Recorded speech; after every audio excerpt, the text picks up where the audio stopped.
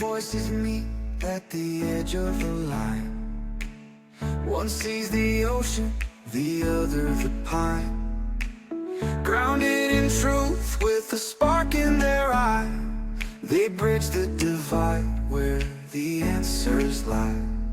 Blue dot, red state, the stories unfold, where the heart meets the mind and the truth is bold. Different roads travel, but the same sky above. In the colors of discord, they paint with love.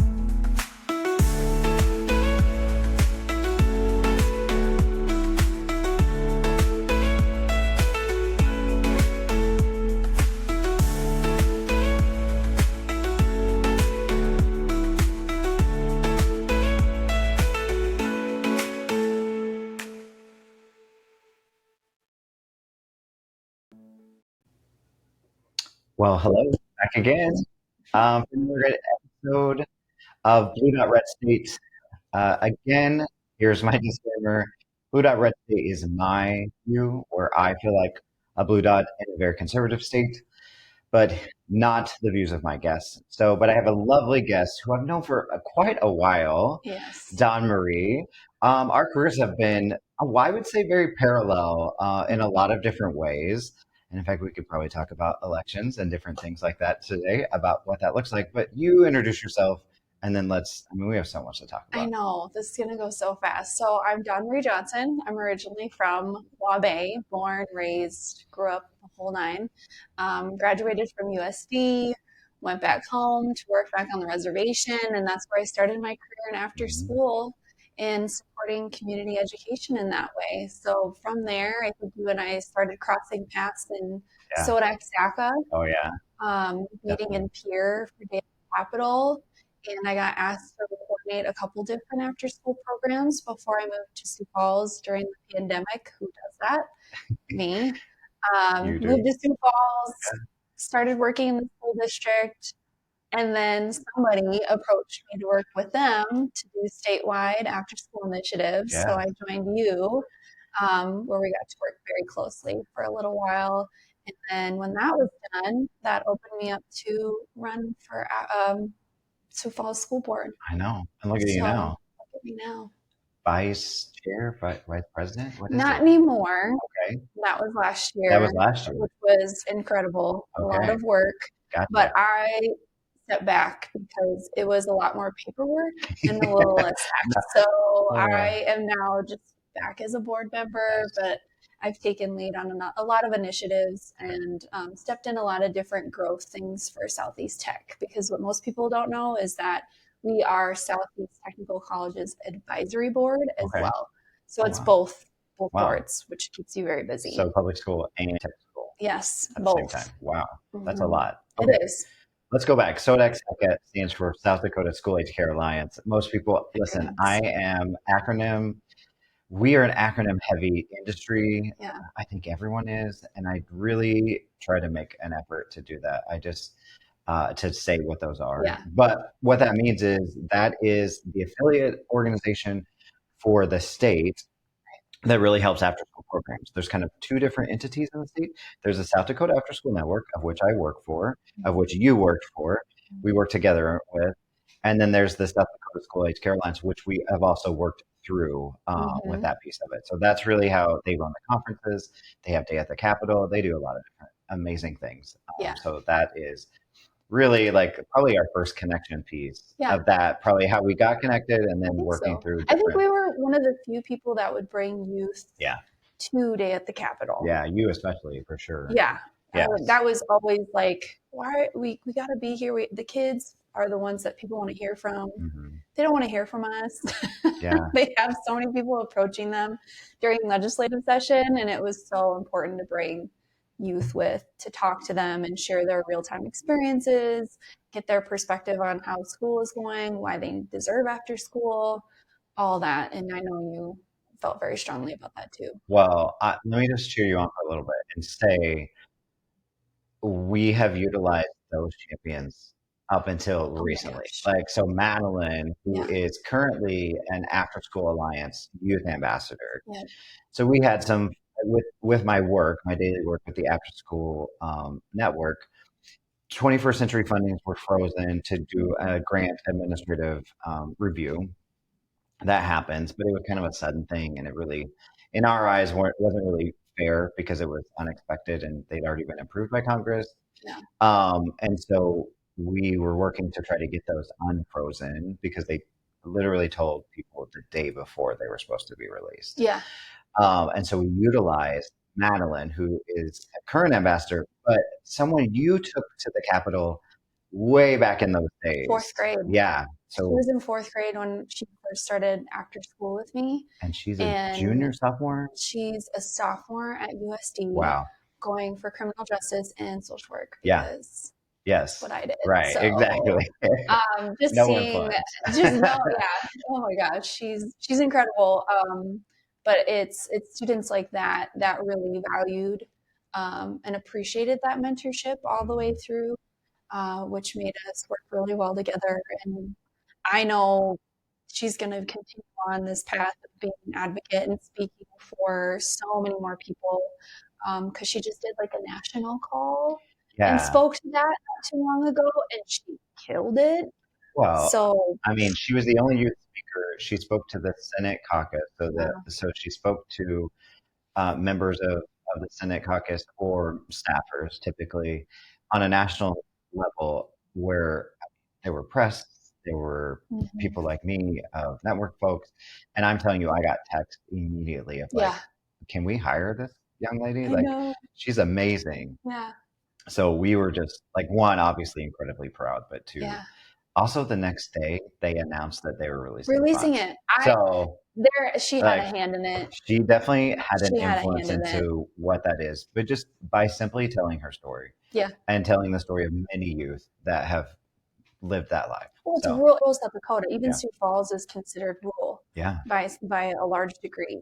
And so she was speaking about the average Midwest gal's experience and how important it was for her to have a space to go after school, to get opportunities that you wouldn't normally get. She spoke about getting the chance to be like the keynote speaker in front of legislators, in front of the governor, how she's met Dusty Johnson, Boone, like she's met all of them before I even left the state at her age. Like she had all of this under her belt before I left my little area of Waubay at that same age. So it's just those experiences that I know you and I both agree are so vital for kids. And what's the return for after school is like $6.69. Return to the community for every kid in after school. We actually just had our data for our community learning centers, our CLC programs in Sioux Falls. I know, and they showcase that the kids who stay, more likely to stay,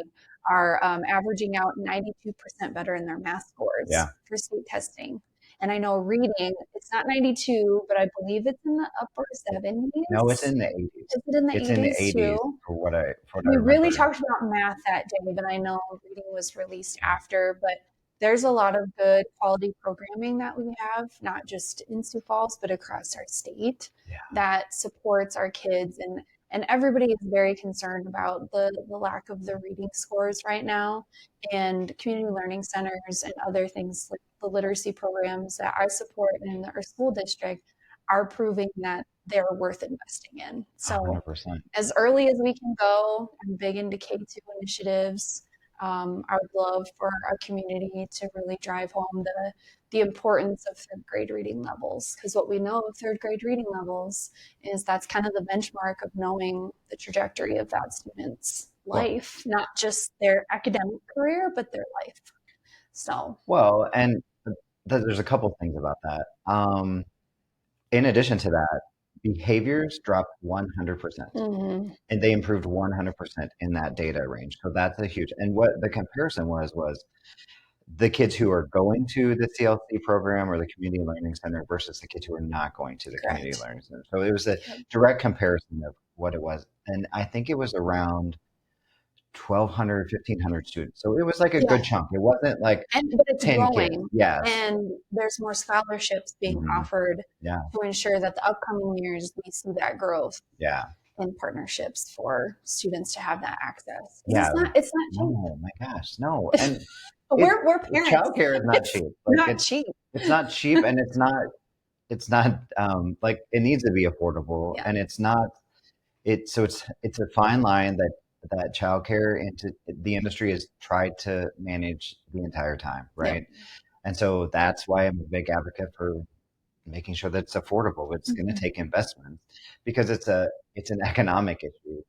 Youth care and child care workers come to work so everyone else can go to work. I mean, it's just a flat out easy issue to understand. And in South Dakota, 4 out of 5 kids live in a home where all the parents are working. Yeah. So it's an issue with everyone that everyone faces here. It's not just like something that like we wish, a couple of kids are going to have to deal with, but it's an issue everyone does.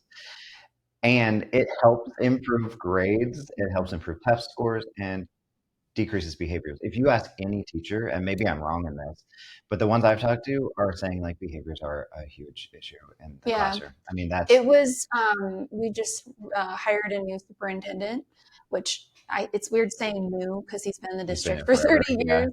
But we did a survey and it had incredible feedback. We had almost 13,000 responses in a world where only like 2,000 people vote for. Yeah. Wow.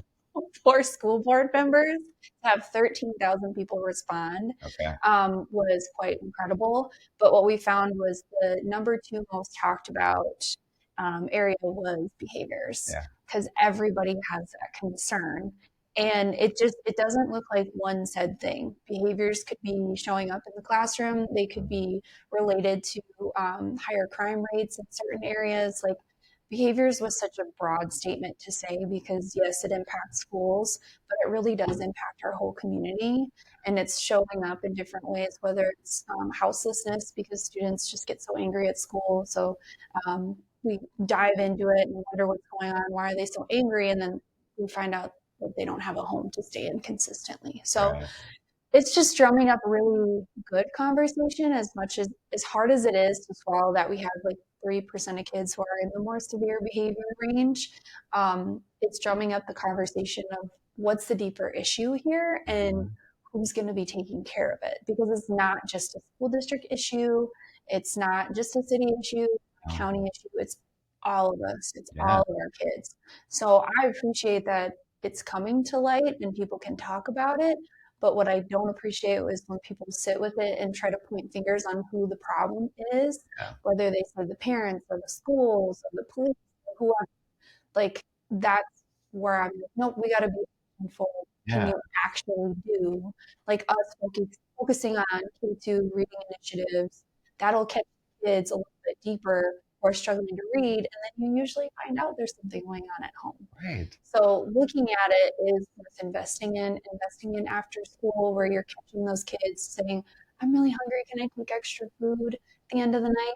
Then you find out there's other things going on. So after school initiatives, K2 initiatives, and looking at our prisons has been like my entire work, I would say, the last 3 years on the board. Right. Well, you just talked about prisons. I mean, how do you figure prisons? Like, how do they decide how big the prison needs to be? And it really unfortunately comes back to like 3rd grade reading levels. It comes back to it. And that's really an unfortunate number, but that is an early predictor of future needs. And the stat is 70% of inmates in the United States are at a 4th grade or less reading level. 70%. That's huge. So if we know, then acting on it should be a no-brainer. Right. But it's hard for people to invest in things that are shiny the next day. Like, I feel like our community is so giving, and I'm so appreciative of all the things that get gifted to our students, and the shoes and the backpacks. Those are necessary too. Yes. Those are instant gratifiers, though. Yeah. What I want us to be thinking about is the long game, and where like mentorship matters, right? Again, I started with Madeline at 3rd, 4th grade. Right. And seeing her through now to college.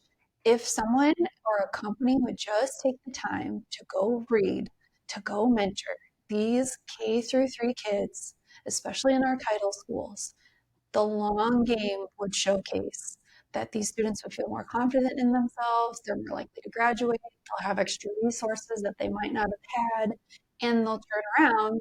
Everybody loves talking about workforce. They'll be going into workforce or higher ed, and that is the community KPI of focusing on K2. Right. But again, it's easy to give, Yeah. it's easy to give the backpacks and the shoes, and we appreciate those things. But if your community really wants to see a change, to see crime rates continue to stay low, to see our reading go up, kids being confident, going into higher education or going into the workforce, focusing on them as little human beings to reach that third grade benchmark is so vital. What would you suggest somebody should do? Like, what's first step if you like? Obviously, you could donate to the backpack stuff, right? Like, that's an easy thing. What if you want to go beyond that, right? And you're like, you don't know where to start. Where's the step one? Mayor Paul has been huge on his Sue 52 mentorship thing. It's almost like a matchmaker for mentorship is how I see it, because you could really drill down on the age of the student that you would like to support, the area maybe you want to go in. But again, I'd love to challenge people to look at the title schools before they go to the schools that are doing okay. Title schools are at a lack right now for mentorship, and signing up, it can be as simple as click a couple clicks and you're committing maybe an hour a week, maybe an hour a month. It's really up to your schedule, and it's all kept within the school. You don't have to drive anywhere besides the school you're designated where your student is. You don't have to do anything outside of that. They don't expect you at Christmas. It's just within the school system. And I've heard so many people say, especially like top tier leaders who aren't in education or from our background, they say that's like the most important day of their week and their most fulfilling day of the week. So it's really selfishly might turn into one of the best things that people do to kind of stay grounded, to have a pulse for the average kid in our community, and then you're making a real difference.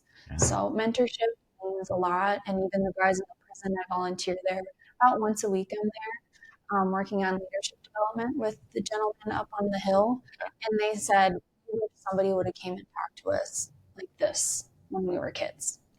That's all they hoped for, and they're like, maybe we wouldn't be here today because we had an extra adult paying attention to progress or lack thereof, and they love that our community is so focused on mentorship right now and hope for the better.